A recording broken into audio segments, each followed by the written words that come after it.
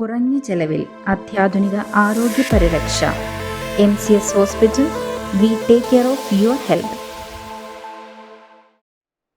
കോതമംഗലത്ത് TTC വിദ്യാർത്ഥിയെ വീടിനുള്ളിൽ മരിച്ച നിലയിൽ കണ്ടെത്തി. കറുകടം സ്വദേശി സോനയാണ് വീടിനുള്ളിൽ തൂങ്ങി മരിച്ച നിലയിൽ കണ്ടെത്തിയത്.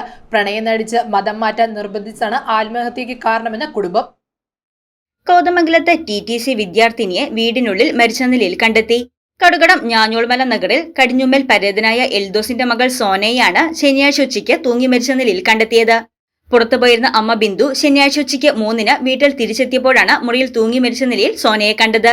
സോനയുടെ ആത്മഹത്യാക്കുറിപ്പ് പോലീസ് കണ്ടെടുത്തിട്ടുണ്ട്.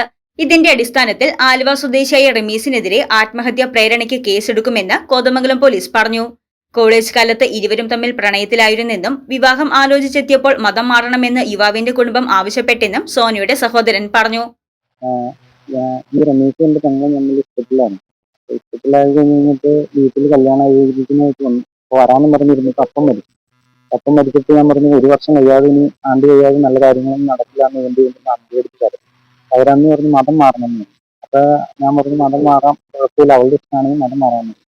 അങ്ങനെ ഞാൻ പറഞ്ഞു എന്നാലും എനിക്കൊരു ഇതുണ്ട്, മാരേജ് ചെയ്താലോന്ന് ചോദിച്ചു. അപ്പൊ അവള് പറഞ്ഞു ഇല്ല, ഞാൻ മാറിക്കോളാം, കുഴപ്പമില്ല. അപ്പൊ അവര് പറഞ്ഞു പൊന്നാനിയിൽ 2 മാസം പോയി മതം മറിഞ്ഞിരുന്നു.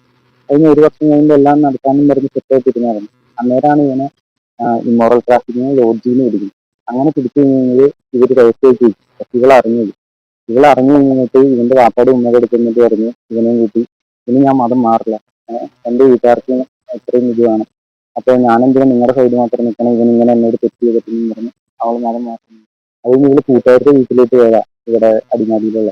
അവിടെ നിന്ന് ഇവൻ രജിസ്റ്റർ മാരേജ് ചെയ്യാൻ മതം മാറണ്ട, എന്നിട്ട് അവൻ അവരുടെ വീട്ടുകാരെ ഉപേക്ഷിച്ച് നമുക്ക് വാടകയ്ക്ക് താമസിക്കാനും പറഞ്ഞ് അവൻ അങ്ങനെ ഇറക്കിക്കൊണ്ട് പോയത്. എന്നിട്ട് അവന്റെ വീട്ടിൽ ചെന്ന് കഴിഞ്ഞിട്ട് അവന്റെ കുടുംബക്കാര്, അവന്റെ കൂട്ടുകാരന്മാര്, അവന്റെ ഉമ്മയും വാപ്പയും പെങ്ങളും എല്ലാവരും അവളെ കൂട്ടിയിട്ട് എന്നിട്ട് വീട്ടിലാന്ന് പറഞ്ഞു. ഇനി 2 മാസം അവളെ നേരെ കാറിൽ സ്റ്റാർട്ടാക്കി എടുത്തേക്കാം, നേരെ കാറിലേക്ക് വരാനാണെങ്കിൽ റൂം തുറന്നു തരാം, അല്ലാതെ റൂം തുറക്കില്ല എന്നും പറഞ്ഞ് അവർ ഭയങ്കരമായിട്ട് അവളെ ചൂഷണം ചെയ്തു. അതുകൂടാതെ അവളെ മർദ്ദിച്ചത് അവളുടെ മുഖത്ത് പാടുണ്ടായിരുന്നു. ആ പാടി കൂട്ടുകാരി ഇങ്ങനെയാന്ന് പറയുമ്പോഴാണ് കൂട്ടുകാരി കണ്ടുപിടിച്ചത്. അന്വേഷണം നടക്കുകയാണെന്നും കുടുംബത്തോടൊപ്പമാണ് നിലകൊള്ളുന്നതെന്നും വാർഡ് കൗൺസിലർ ബബിത മത്തായി പറഞ്ഞു. നമുക്കിപ്പോ വീട്ടുകാർ പറഞ്ഞ ഇത് മാത്രം അറിയാൻ പറ്റുള്ളൂ. ഇങ്ങനെ ഒരു കാര്യം എന്നോട് പറഞ്ഞിട്ടില്ല, വേറെ എനിക്ക് അറിയത്തില്ല. ഇവര് പറഞ്ഞ കേട്ട അറിവുള്ള ഉള്ളത് ഉള്ളു.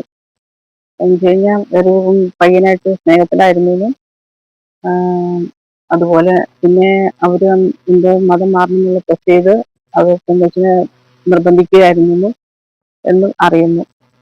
ഇതിൽ നിന്ന് എനിക്ക് ഈ കുട്ടിയെ 5 കൊല്ലമായിട്ട് അറിയാവുന്നതാണ്. അപ്പൊ ആ കൊച്ചാണെങ്കിലും എന്നോട് ഇതുവരെയൊന്നും പറഞ്ഞിട്ടില്ല, എനിക്കറിയില്ല പറയുന്നു.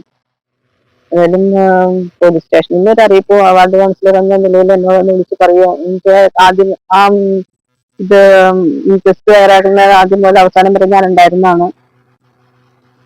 അവരോടൊക്കെ സഹകരിച്ച് എല്ലാം ചെയ്യുകയാണ്. പോസ്റ്റ്മോർട്ടത്തിന് ശേഷം സംസ്കാരം നടത്തി. News desk Muvattupuzha news. എന്റെ കാഴ്ചയ്ക്ക് ചില ബുദ്ധിമുട്ടുകൾ അനുഭവപ്പെടാൻ തുടങ്ങിയത് ഈയിടെയാ. ആദ്യം ടെൻഷനായി. മകളാ പറഞ്ഞത് അഹല്യയിൽ പോകാൻ. അഹല്യയ്ക്ക് 30 വർഷത്തെ പാരമ്പര്യവും വിശ്വസ്തതയുമുണ്ട്. അഹല്യയിലെ വിദഗ്ധരായ ഡോക്ടർമാരുടെ ചികിത്സ കൊണ്ട് എനിക്ക് എന്റെ കാഴ്ചശക്തി പൂർണ്ണമായും തിരിച്ചു കിട്ടി. ഇപ്പൊ എനിക്ക് ഈസിയായി വായിക്കാം. നേത്ര സംരക്ഷണത്തിന് നമ്മുടെ Ahalya. Ahalya foundation eye hospital, കേരളത്തിൽ എല്ലായിടത്തും.